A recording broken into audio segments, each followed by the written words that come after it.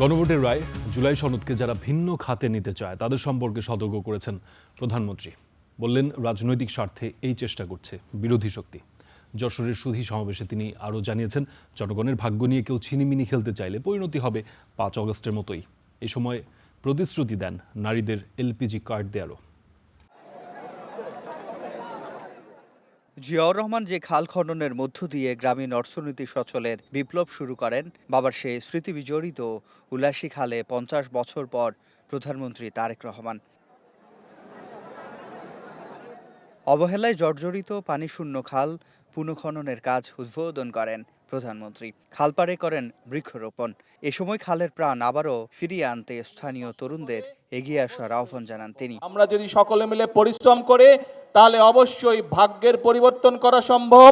BNP মানুষের ভাগ্য উন্নয়নের রাজনীতি করে উল্লেখ করে প্রধানমন্ত্রী বলেন, বাংলাদেশের মানুষের ভাগ্য নিয়ে যারা ছিনিমিনি খেলতে চায় 5 আগস্টের মতো মানুষ তাদের জবাব দেবে। যারা গণভোটের রায়কে ভিন্ন খাতে প্রবাহিত করতে চায়, যারা জুলাই সনদের অর্থ ভিন্নভাবে তাদের নিজেদের রাজনৈতিক স্বার্থ হাসিলের জন্য উপস্থাপন করতে চায়, এরা বিশৃঙ্খলা সৃষ্টি করতে চায়।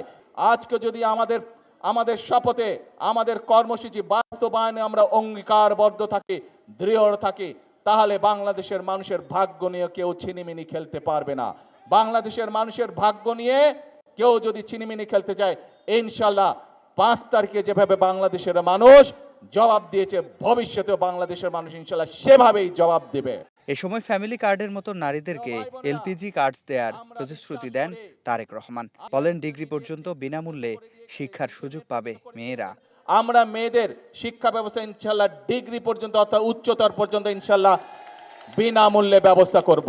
সারা দেশের মায়েদের কাছে আমরা যেরকম ফ্যামিলি কার্ড পৌঁছে দিচ্ছি, সেরকম আরেকটি কার্ড দিতে চাই, সেটি হবে এলপিজি কার্ড, এলপিজি গ্যাস।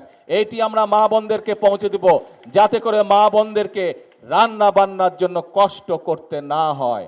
গণভোটের রায়কে ভিন্ন খাতে প্রবাহিত করতে চায় একটি পক্ষ বলেও মন্তব্য করেন তিনি।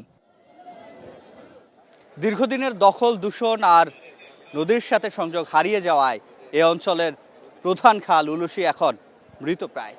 50 বছর পর প্রধানমন্ত্রী এই মৃতপ্রায় খালকে আবারও পুনঃখননের মাধ্যমে এ অঞ্চলের অর্থরক্ষ মেহনতি শ্রমিক জনতাকে স্বপ্ন দেখাচ্ছেন নতুন অর্থনীতির দুয়ার খোলার।